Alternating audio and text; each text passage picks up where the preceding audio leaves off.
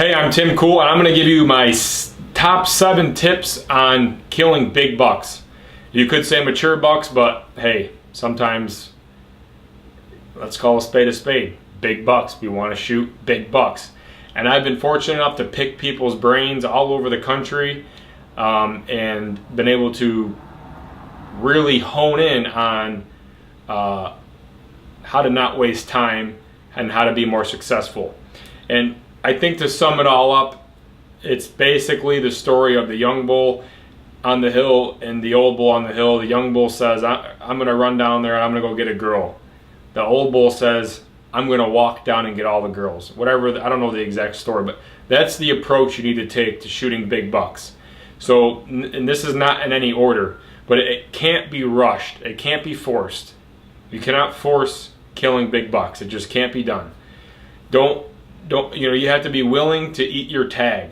You have to be saying, you know what, I'm going to set a goal, and I'm not gonna if I don't accomplish that goal, then I'm going to eat my tag for the year. And with that being said, do not waste time hunting bad conditions that aren't favorable for deer movement, whether it's October 1st or October 20th. If you know, last year in the early Octobers, a lot of guys were killing big bucks because we had a cold front come through the Midwest. So do not waste your time hunting bad conditions if you're trying to shoot big bucks. He has to be either in a if it's not during the rut, there has to be a reason for him to move during daylight hours. If it's the rut, then you better park your ass in a tree stand as long as you can with the wind in your favor. The other thing I've noticed in talking to people who aren't as successful, so this is kind of a little bit of both worlds, is they're either completely lazy, and I can't help you with that. If you're lazy, I don't know what to tell you. If the walk is too far, if the hill's too steep, if all these things, then I can't help you. So you probably should just turn this off. But for those of you who don't consider yourself lazy or want to improve, you need to become mobile and you need to learn to improvise. By being mobile, I'm telling you, you need to have things on deck to deploy when they need to be deployed, which means you need to have a hang-on tree stand. Hold on. Oh man. You need to have a hang-on tree stand and a set of climbing sticks, not the one-piece sections, the individual climbing sticks, and about 8 to 10 screw-in steps. You need to be ready to hang a tree stand wherever, whenever you need to, on the fly and quietly as possible. I don't really like using screw-in steps, but I always have them handy because I have had to use them before. By improvising, you're going to need to maybe put the tree stand in a tree where you may have to stand the whole time for 4 hours. You may have to lay in a ditch. I did that in Wyoming. We laid in a ditch and we just kind of cut a little hole and we glassed. Even though the deer were going to be coming out at 150 yards away, you're going to have to do some makeshift kind of stuff here. And the next one is, don't overthink. Deer live in the woods. That's where they spend most of their time. So think about it like this. How can the deer travel through the woods and it doesn't matter where he's going, because I've seen and hunted spots that are 50 yards off the road and the woods comes down like this and the deer will come way down here by the road and stay concealed and they'll just walk and make a loop. I saw some does today at work. They were bedding right by the road. Why would they be down by the road like that? And most of the woods is up top. They were just making a circle through there. So the deer travel. They walk. They live in the woods. They walk in the woods. How can a deer walk through the woods in range and not smell you? That's what you need to be worried about. Not, is he doing this? Is he doing this? And that's where I've overthought to the point. I mean, you have to be able to separate the times where you need to overthink and really plot and plan. But the more I talk to some of these hunters, the people who've shot in multiple big bucks, it's a very simple game. It's very simple, and it's you can plot and plan, but the deer like edges. They like the edge of a field just inside the woods. They like the edge of a swamp just off the swamp.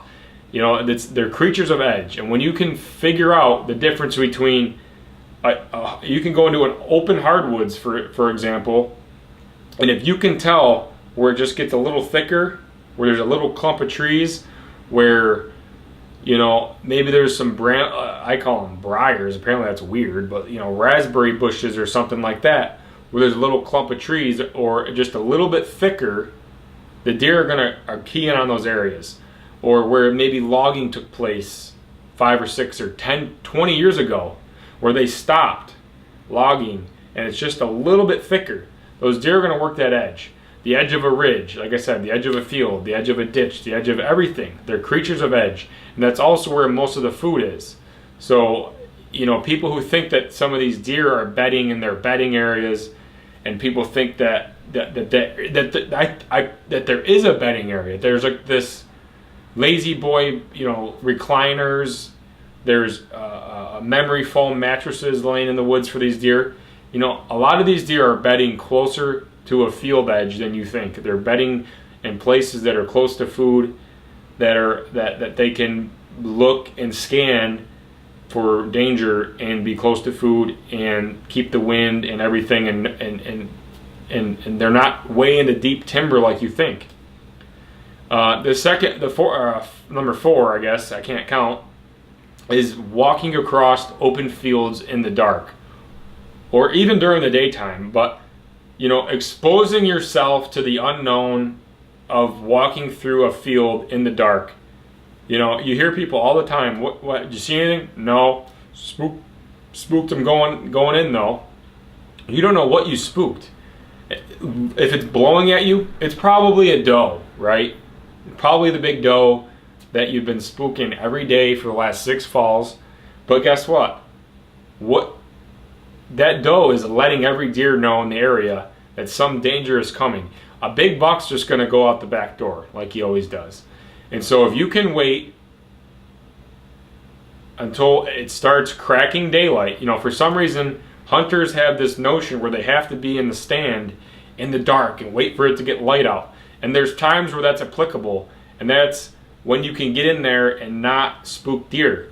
You know, but for the most part, if you're walking into the timber and you can't see what's going on, and you step on the wrong branch and you spook some deer because you can't see, that's not good, and that's not going to help your situation. And so wait until it starts cracking daylight, or in between peak movement times for bucks. And I've found that a lot of times if I sleep in, get well rested, go in the woods, cruise in about 7 o'clock, 8 o'clock, those deer start moving at 9, 10, 11, 12, even 1 to 2. And there are a lot of times they're bucks. And that's a lot of these deer that I've killed in my life have been mid-morning deer. And if I had gone in the morning in the dark, who knows what would have happened. Number 5, you know, a lot of people have called in deer, you know, but if you've talked to the people that I've had in the past and just pick their brain, number 1, they say ditch the calls. People have killed monstrous bucks calling deer. There's even pages on Facebook and TV shows about how to call on deer. But let's break that down a little bit. You know, you start calling at a deer, number 1, he's going to go to his vision. Chances are he's within 100 yards. So this deer is going to stop and look, and he's going to scan for movement. And now, if a deer is you know, deer don't just sit still, especially a deer that's trying to fight another deer. So he's going to scan the area, and you know, he's not going to see anything moving. If I'm talking big deer, 160s, 200-inch deer, that's what I'm talking about. Not 2.5-year-old deer grunted into the tree stand 3 times. So you start calling at these big bucks. They've already been called at for the last 6 years, 5 years, the last 4 years.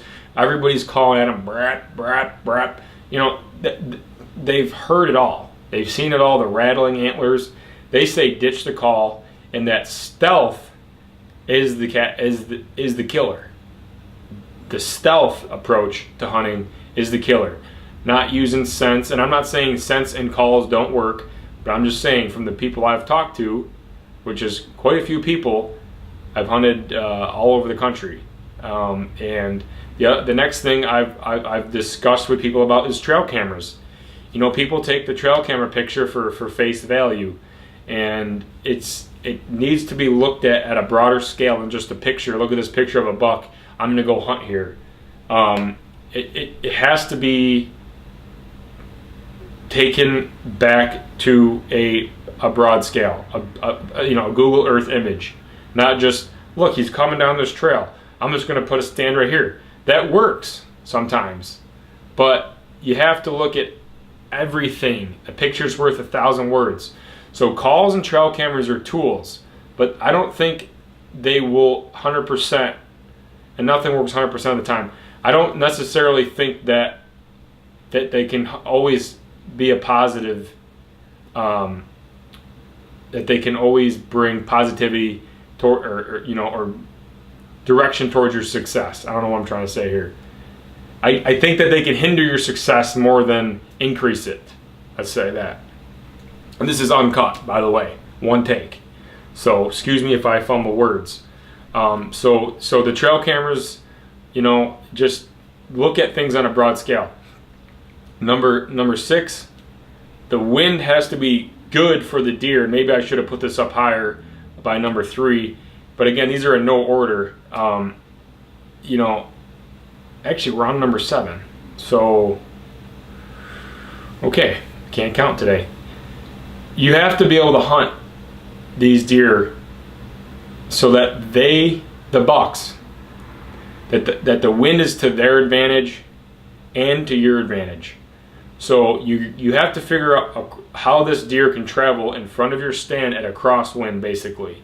So the wind, if it's in your face, in some situations, deer are not going to be able to travel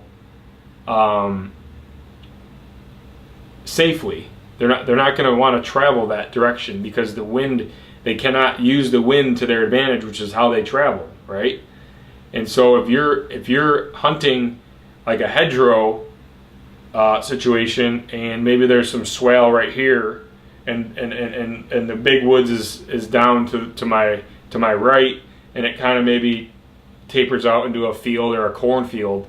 If I'm hunting, with my wind straight in my face or from the woods to my face, how's a deer going to travel this ditch line or this tree line with the wind to his face?